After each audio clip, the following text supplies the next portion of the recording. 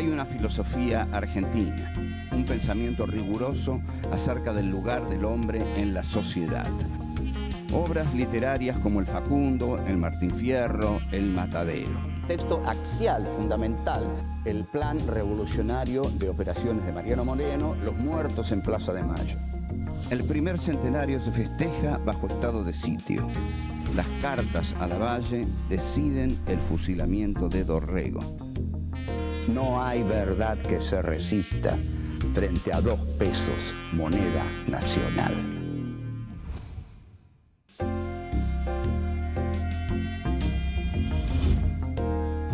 Encuentro 6. Sarmiento en Chile. 1. Las ideas no se matan. 2. Civilización y progreso. 3. Vida del Chacho. 4. Buenos Aires y la razón occidental.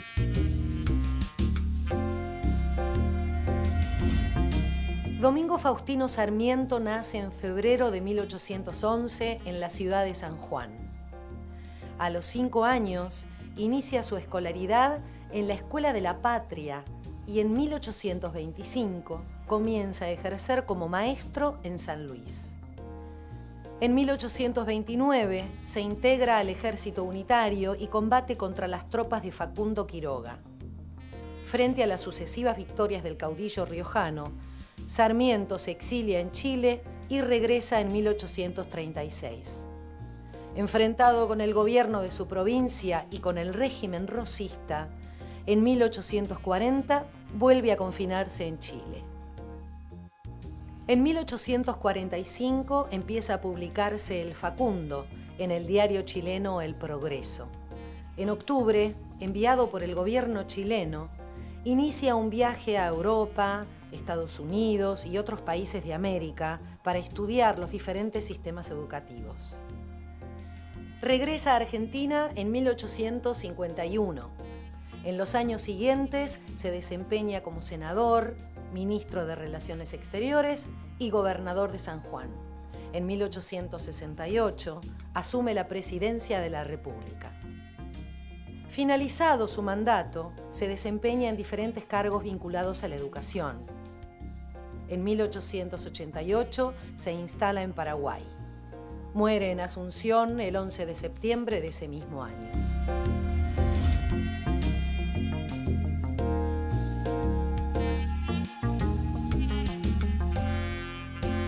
Nos vamos a ocupar hoy de la figura de Sarmiento y de un momento muy trascendente en su vida porque lo llevó a la escritura de El Facundo.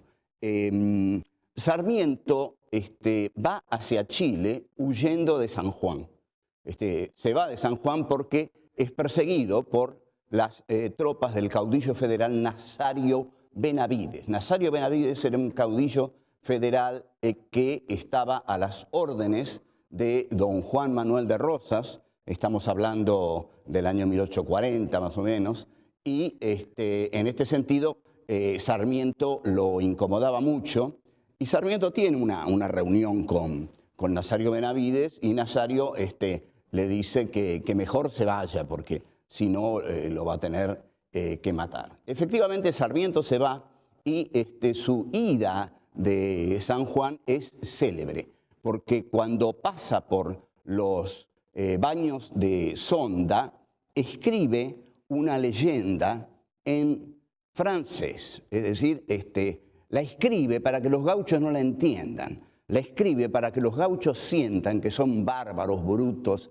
incivilizados. O sea, esta leyenda que está dirigida a los gauchos, a la vez está dirigida en francés para que no la entiendan. Entonces, lo que Sarmiento escribe es «On ne tue pas les idées». O sea, esto ha sido traducido de muchas maneras, pero textualmente es «las ideas no se matan». El mismo Sarmiento en el libro lo traduce de un modo muy especial, a los hombres se los degüella, a las ideas no. En realidad, el hecho de degollar a los hombres ha sido muy efectivo para eliminar las ideas. Convengamos que esto de que Sarmiento diga a las ideas no se las degüella, cualquier degollador le diría, yo no quiero degollar las ideas, con degollar a los hombres que son los que tienen ideas, si yo los degüello, ya no tienen ideas.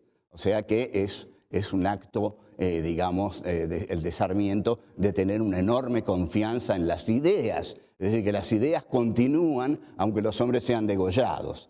Pero además, en otras traducciones aparece la palabra bárbaros. A los hombres se degüella, a las ideas no. Bueno, Sarmiento cruza a Chile, donde reina la libertad y donde cree que se va a sentir muy bien, y efectivamente se siente muy bien en Chile, y publica una biografía del fraile Félix Aldao.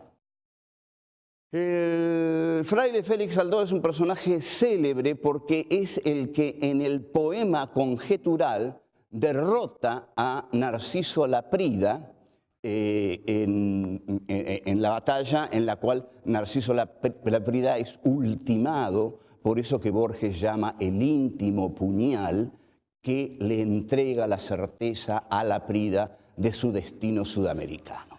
La biografía de Aldao es muy buena y revela a la vez algo muy importante. Ustedes observen la pasión de Sarmiento por estos tipos azarosos, violentos, sanguíneos. Sarmiento escribe las biografías de Aldao, Quiroga y El Chacho. Después escribe algunas biografías de Horace Mann, pero no escribe la biografía ni de Echeverría, ni de Rivadavia, ni de Mariano Moreno, ni de Castelli. No escribe las biografías de los porteños ilustrados. Escribe las biografías de aquellos que para él son bárbaros, salvajes, porque sabe que esa es la materia prima de una verdadera literatura nacional.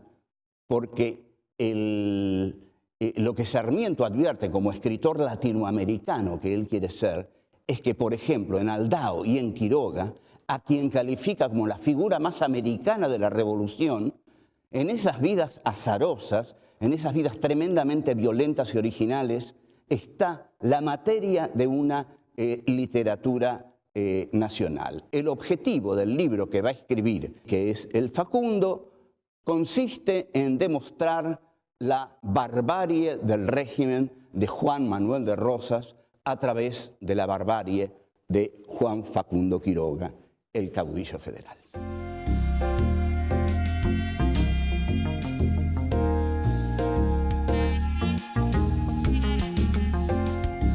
El concepto fundamental que va a manejar Sarmiento en El Facundo, libro que comienza a publicar en forma de folletín en el diario El Progreso de Chile a partir de 1845, va a ser el de civilización y barbarie. Este era el concepto con que se manejaba el colonialismo del siglo XIX.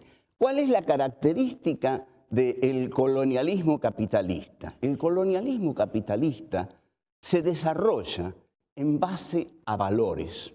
Por ejemplo, el Imperio Romano, cuando conquistaba un territorio, no decía que llevaba con su conquista la racionalidad, el progreso, el avance de la historia. No, le estaba diciendo a la gente de ese territorio que tenía la distinción, el honor, la gloria de pertenecer a justamente la grandeza de Roma. Pero desde el descubrimiento de América, con Cristóbal Colón en 1492, cuando comienza el sistema capitalista que comienza a globalizarse, ya ahí el desembarco de los españoles en América viene con el valor de la evangelización. Ese es el gran valor. Les traemos el alma, les dicen a los indios. Si ustedes aceptan que nosotros los evangelicemos, ustedes van a tener un alma. Si no lo aceptan, los vamos a matar. Y bueno, efectivamente parece que hubo entre 30 millones y 50 millones de indios de América que no aceptaron ser evangelizados. Bueno, ya saben el destino que tuvieron, Pero lo que quiero marcar es que el colonialismo capitalista, a partir de ahí siempre se presenta con la idea de progreso. Donde entra el colonialismo capitalista, entra el progreso, entra la civilización, entra la razón, entra la cultura. Entonces, Sarmiento toma esto. Lo excepcional que tiene el Facundo de Sarmiento es que se trata de un libro con la ideología del conquistador, pero escrito por un hombre de la élite del país colonizado. La cuestión es que lo que se desarrolla es la civilización occidental. La civilización occidental tiene que ocupar el mundo, porque al ocupar el mundo lo civiliza, lo hace entrar en la senda del progreso, de la cultura. Ahí donde entra el poder occidental, por ejemplo, los ingleses en China, los ingleses en la India, los ingleses en Irlanda, sobre todo los ingleses, que Inglaterra fue la gran potencia que casi delineó todos los países del siglo XIX, pero también los franceses en Argelia, con un general Bugeaud que hace su presentación en Argelia quemando vivos a 500 argelinos para demostrar cómo funcionaba la racionalidad francesa si se oponían a ellas. Entonces, lo que hace Sarmiento es incorporar este concepto de civilización. Donde entra Europa, entra la civilización. Nosotros, los hombres de Buenos Aires, los hombres cultos, los hombres que nos hemos formado con las ideas europeas, somos la civilización. Los hombres del interior, los gauchos, los hombres de las campañas, los hombres que no conocen las ideas europeas, son la barbarie. ¿Qué es la barbarie? La barbarie es lo otro. La barbarie es lo inintegrable por la civilización. El antagonismo, civilización y barbarie, nunca se resuelve en la historia argentina.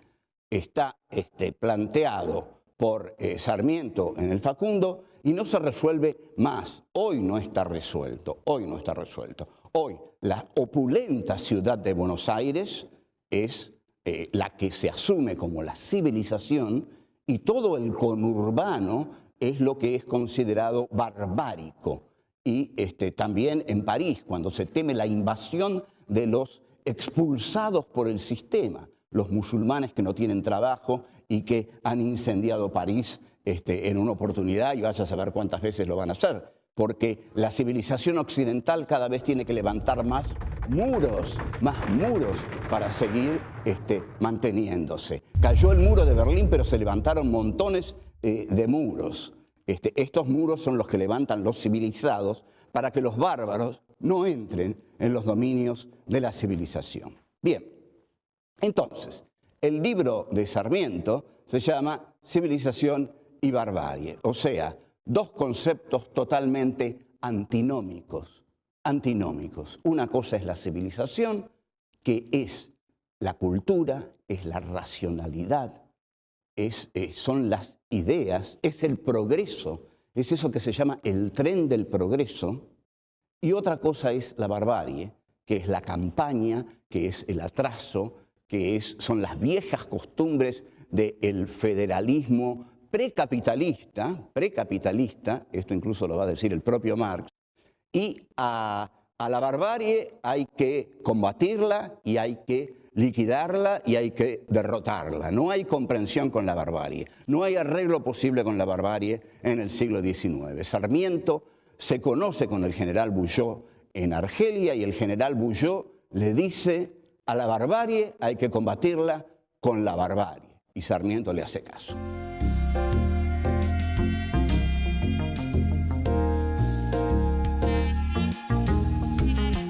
La actitud de Buenos Aires con el interior fue de exterminio, no fue ni de negociación, no intentó ser de integración. El que intentó una interpretación integradora de la relación entre Buenos Aires y las provincias fue Juan Bautista Alberdi, cuando era ministro de Relaciones Exteriores de Urquiza. Pero Urquiza, he aquí el personaje esencial de la derrota del federalismo en la Argentina, de la frustración del sentido lateral que los caudillos federales pudieron haberle dado a nuestra historia, que careció de ese sentido lateral, empobreciéndose terriblemente por no contar con todo lo que ese caudillaje del interior podía entregarle a la vitalidad y a la riqueza de este país. Pero no es así como ocurren las cosas, porque Urquiza, en la batalla de Pavón, que es una batalla decisiva, se retira cuando tenían la batalla ganada. Entonces, Felipe Varela, López Jordán, le dicen, general, tenemos 500 jinetes que se atacan el flanco de Mitre, los derrotamos. No, dice Urquiza, nos volvemos. Y le deja la batalla a Mitre. Al dejarle la batalla a Mitre, controlado Urquiza, se siente dueño de todo el país y desde Buenos Aires decide iniciar lo que él llama una guerra de policía. ¿Qué es una guerra de policía? Una guerra de policía consiste en no considerar al enemigo como parte de las leyes de la guerra.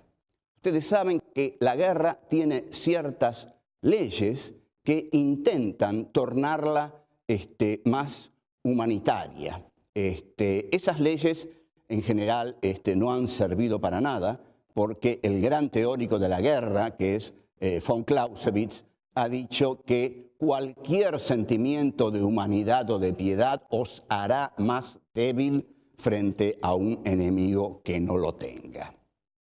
Entonces, Mitre dice, guerra de policía. O sea, vamos a considerar salteadores a todas las montoneras federales que encontremos en el interior. ¿Qué es lo que pasa? Hay un arrasamiento total de las montoneras gauchas, que tiene su expresión principal cuando el mayor Irrazábal le clava una lanza a Ángel Vicente Peñalosa, le cortan la cabeza y la clavan en una pica en la Plaza de Olta. La Plaza de Olta es hoy llamada la Plaza del Federalismo, y Ángel Vicente Peñalosa es uno de los caudillos que el interior de la Argentina, desconocido por los porteños, es uno de los caudillos más queridos en el interior del país, que ha sido un territorio derrotado. Mitre escribe frases terribles. Por ejemplo, si Sandes mata gente, Ambrosio Sandes, si Sandes mata gente, déjenlo, es un mal necesario. Esta es una frase que Mariano Grondona va a escribir en un texto que se llama Meditación del Elegido, en diciembre de 1974, en su revista Carta Política, a propósito de López Rega, donde dice, López Rega está haciendo lo que hay que hacer, déjenlo, alguien tiene que hacer esa tarea. Lo mismo dice Mitre de Ambrosio Sandes. Si Sandes mata gente, déjenlo, es un mal necesario. Entonces, Sarmiento, cuando el Chacho es derrotado, escribe una vida del Chacho. En esa vida del Chacho, Sarmiento explicita toda su teoría de el aniquilamiento de las montoneras gauchas, considerándolas fuera de las leyes de la guerra. A esta vida del Chacho le responde el federal José Hernández con un texto que también se llama Vida del Chacho, y que comienza diciendo, los salvajes unitarios están de fiesta.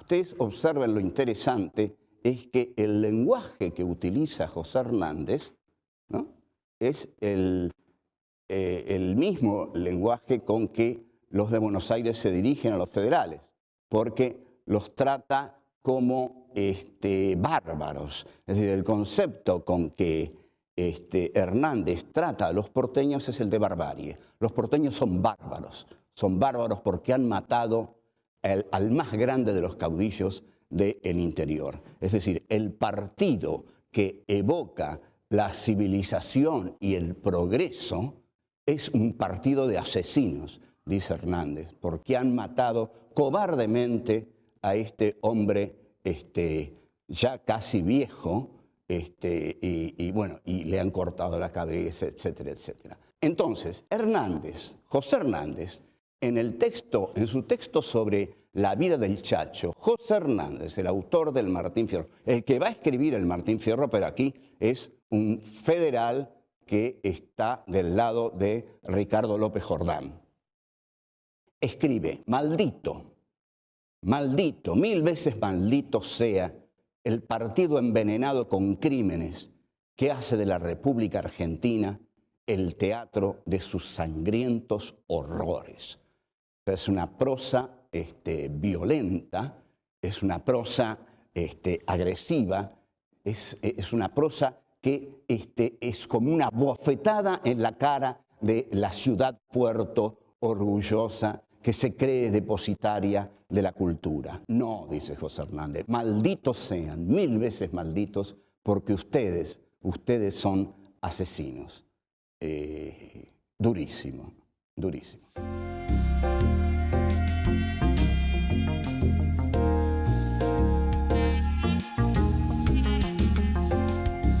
Todo esto que estamos diciendo puede ser resumido en ideas fundamentales. Acá hay pensamiento. Este es el pensamiento nacional. ¿Cuál es el pensamiento de Buenos Aires?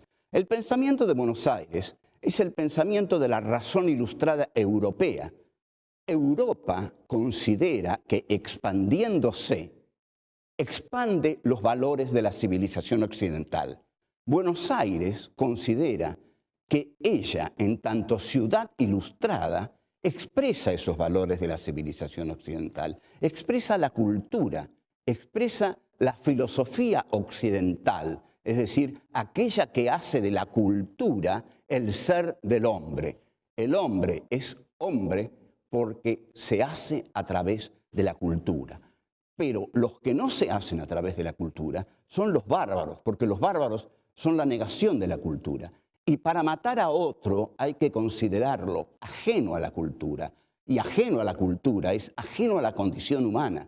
De aquí que Mitre haya llamado guerra de policía al exterminio de los gauchos. Pero aquí, aunque Mitre no lo supiera, se estaba basando en los grandes publicistas franceses y aún se estaba basando en la crítica que hace Heidegger a partir de su análisis de Descartes del tecnocapitalismo. Heidegger dice: el hombre ha olvidado al ser para entregarse al dominio de los entes. Entonces, ¿qué hace Buenos Aires? Lo que hace Buenos Aires es entregarse al dominio de los entes. Y hay un discurso de Mitre excepcional sobre el capital británico. Y lo dice en inglés. Y termina diciendo, brindo por la fecunda unión entre el capital británico y el esfuerzo argentino. Entonces, esta unión entre esa Inglaterra, taller del mundo, Francia, centro cultural del mundo, y Buenos Aires, centro cultural y económico que incorpora a nuestro país las ideas europeas, es todo un gran movimiento de una misma razón, que es la razón occidental que se va expandiendo y en la medida que se expande, incorpora a los pueblos bárbaros a la civilización. Esta es la filosofía que late detrás de todo esto.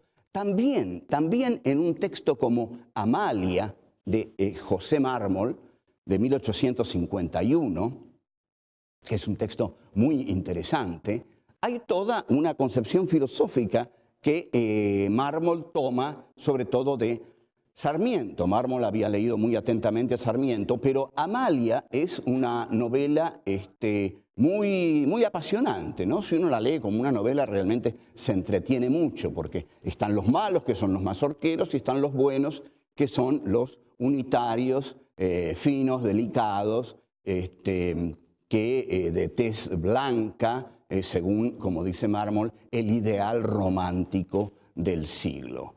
Amalia es una novela que muestra el enfrentamiento entre las clases altas y la persecución a que Rosas somete a estas clases privilegiadas. ¿Cómo los somete Rosas? Los somete por medio de darle importancia a clases como los gauchos, los negros e incluso los indios, pese a que Rosas hizo una excursión punitiva contra los indios, pero lo que no toleran las clases altas es la importancia que los negros cobran dentro del esquema político rosista. Y los negros eran los sirvientes, así, sin vueltas, los sirvientes que estaban en las casas de las familias adineradas. Y estos sirvientes eran delatores.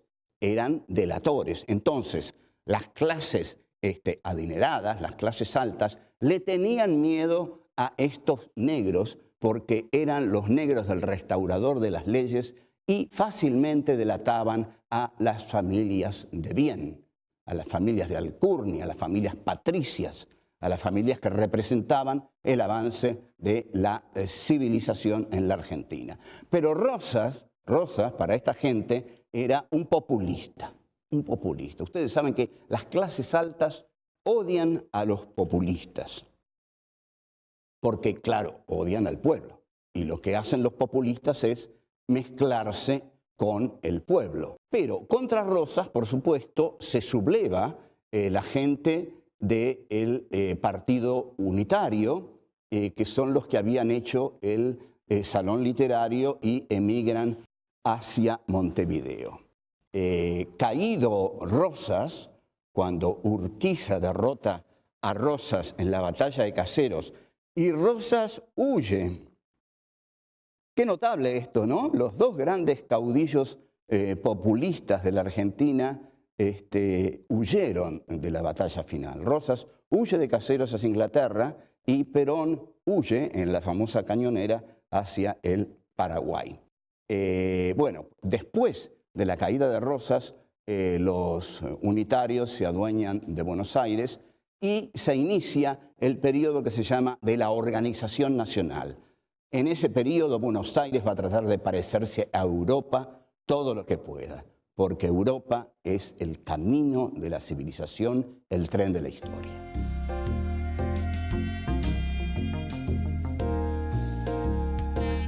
On ne peut pas les idées, o sea, las ideas no se matan.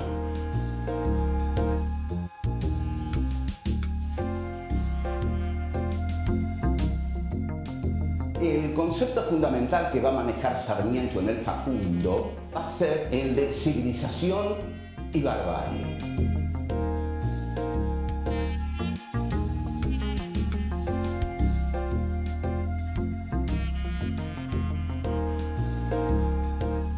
El hombre es hombre porque se hace a través de la cultura.